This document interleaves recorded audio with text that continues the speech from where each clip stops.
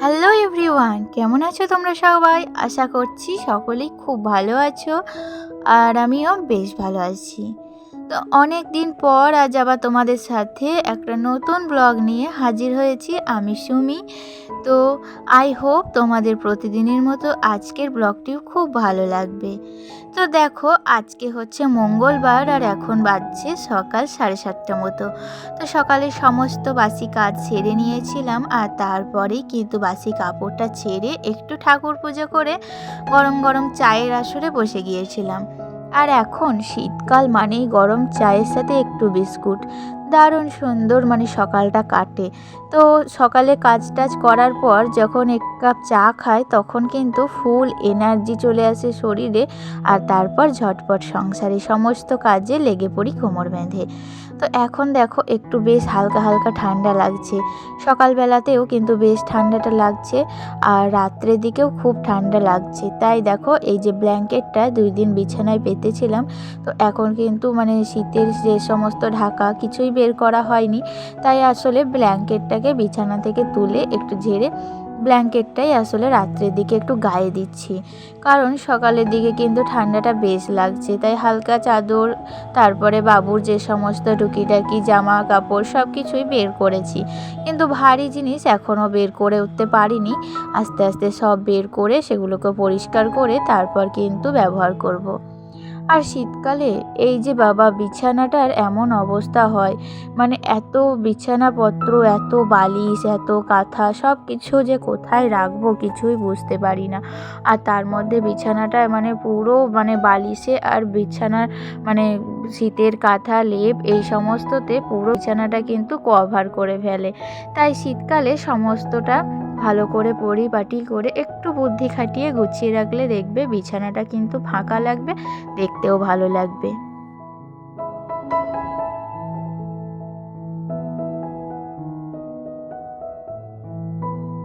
কয়েকটা দিন যেহেতু বাড়িতে ছিলাম না, তাই বাড়িটা কিন্তু পরিষ্কার পরিচ্ছন্ন ছিল এমনিতে, কিন্তু আমি যে সমস্ত জিনিসগুলো আসলে একটু পরিষ্কার করি রোজ, সেই সমস্ত জিনিসগুলো না বেশ কিন্তু ঝুল পড়ে গেছে, একটু ধুলোবালি, তাই একটু কিন্তু পরিষ্কার পরিচ্ছন্ন করে নিচ্ছি আজকে। আর সংসারের প্রতিদিনের একটা কাজ রান্না বান্না, সেটা তো আছেই, ওটার তো আর কোনোদিনই কামাই নেই, তো ওই কাজটা তো করতেই হবে। আর তার সাথে কিন্তু এই সমস্ত কাজগুলো সমান তালে তাল মিলিয়ে আমাদের চালিয়ে যেতে হবে, নয়তো ঘর দুয়ারে এই যে জিনিসপত্র এগুলো যদি একটু ময়লা অগোছালো হয়ে থাকে, তাহলে ঘরের সৌন্দর্যটাই না নষ্ট হয়ে যায়। তাই এইগুলো দেখো একটু হালকাভাবে ঝেড়ে নিলাম। তো তারপরেই দেখো, আমি কিন্তু ওখান থেকে না বেশ দুটো ফ্লাওয়ার চেন কিনে নিয়ে এসেছিলাম, আর এই যে এটা জানলাতে লাগিয়ে দিয়েছি, ওই রুমেও একটা লাগিয়েছি। তো বেশ ভালোই লাগছে দেখতে আমার। তো তোমাদের কেমন লাগলো কমেন্টে জানিও। তো আমার দেখো এখন পুরো রুমটা কিন্তু পরিষ্কার হয়ে গিয়েছে। তো আর ওদিকে রান্নাবান্নার কাজও কিন্তু সমানভাবে চলছে, ওদিকে রান্নাটা চাপিয়ে দিয়েছি আর এদিকে কিন্তু বেডরুমটা পরিষ্কার করে নিচ্ছি। তো দুই তাল কিন্তু একসাথে চলছে। তো দেখা যাক আজকের দিনটা কেমন কাটে, তোমরা আমার সাথেই থেকো। তো চলো।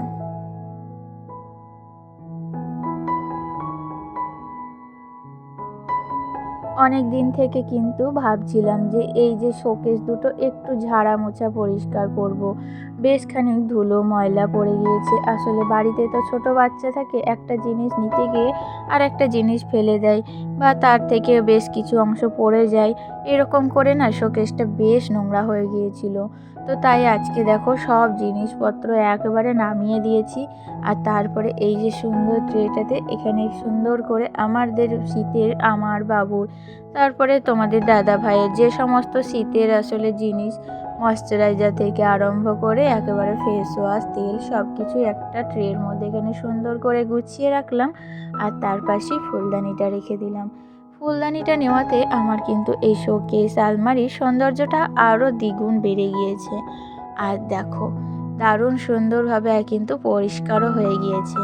তো দেখো তারপরেই কিন্তু এই যে এখানে বিভিন্ন রকমের ওষুধপত্র ছিল, তো যেগুলো ডেট পার হয়ে গিয়েছে, এক্সপায়ারি ডেট পেরিয়ে গিয়েছে, তো সেগুলোকে বাদ দিয়ে যেগুলো এখনও ডেট আছে, তো সেই সমস্ত ওষুধপত্রগুলো একটা ট্রের মধ্যে ভালো করে গুছিয়ে রেখে দিলাম। আর তারপর নিচের শোকেসে তো তেমন কিছু নেই, নিচের শোকেসে ওই টুকিটাকি কিছু কাঁচের গ্লাস আছে, তারপরে একটা ওষুধের বাক্স, আর এখানে বাবুর একটা ছবি, আর যা সমস্ত আমাদের এমনি টুকিটাকি জিনিস সেগুলো কিন্তু ওই যে একটা ঝুড়ি নিয়েছি, তো ওই ঝুড়ির মধ্যেই সমস্তটা গুছিয়ে রাখি। তো এইরকমভাবেই দেখো শোকেসটা ভালোভাবে ওপর থেকে নিচ অবধি ভালো করে গুছিয়ে নিয়েছি, আর এখন কিন্তু আগের থেকে অনেকটাই ভালো লাগছে।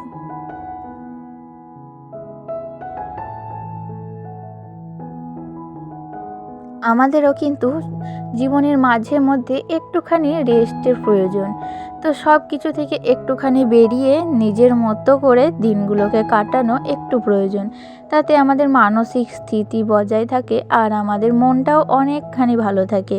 তো সব কিছু দেখো বেশ কয়েকটা দিন থেকে বিরতি নিয়েছিলাম, আর বেশ কিছুদিন আমরা ছুটিতে কাটিয়েছি। তো তারপরে আবার নতুন করে শুরু করেছি আমাদের যে প্রত্যেক দিনের রেগুলার জীবন, তো সেই রকমভাবে। তো বেশ কিছুদিন ছুটিতে কাটিয়ে ভালোই লাগছিল। তো প্রত্যেক দিনের মতো আজকে থেকে আবার আমি ব্লগ দেব প্রতিদিন, আগে যেমন দিতাম তো সেই রকমই আবার ব্লগ দেব।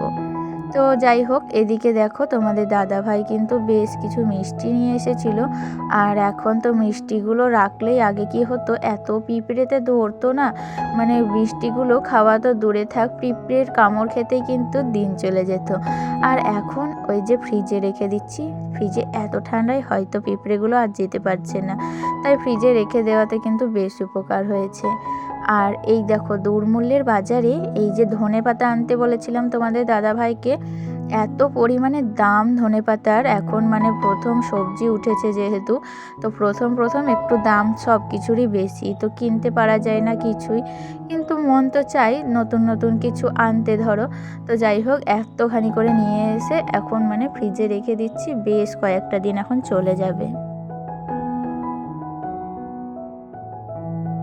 তারপরেই দেখো চলে এসেছি স্নানে, আর স্নান করার পর বেশ কিছু জামা কাপড় ছাদের মধ্যে মেলে দিচ্ছিলাম, আর যে জামা কাপড়গুলো মানে শুকিয়ে গেছে সেগুলো তুলে নিয়েছি।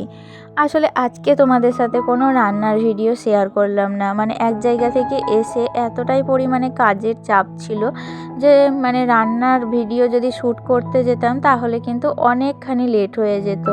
তো তাই রান্নাবান্নাটা মানে একদিকে রান্নাবান্না চাপিয়েছিলাম আর একদিকে সংসারের কাজগুলো করছিলাম। তো রান্নাবান্নাটা যদি শ্যুট করতে যেতাম তো তাহলে কিন্তু আজকে আর রান্নাটা খাওয়া যেত না ঠিক টাইমে, তাই রান্নাবান্নাটা অফ ক্যামেরাতেই আজকে সেরে নিয়েছি।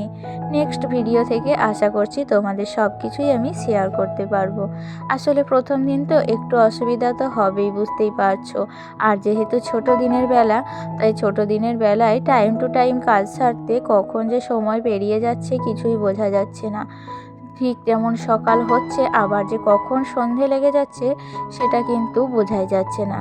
তো যাই হোক, এখানে দেখো কতগুলো জামা কাপড় সব মেলে দিয়েছিলাম সকালবেলায়, আর রোদের এত পরিমাণে তেজ এখন, মানে জামা কাপড় মেলে দেওয়া মাত্রই কিন্তু শুকিয়ে যাচ্ছে, তাই সমস্ত জামা কাপড়গুলো তুলে নিয়ে এসেছিলাম।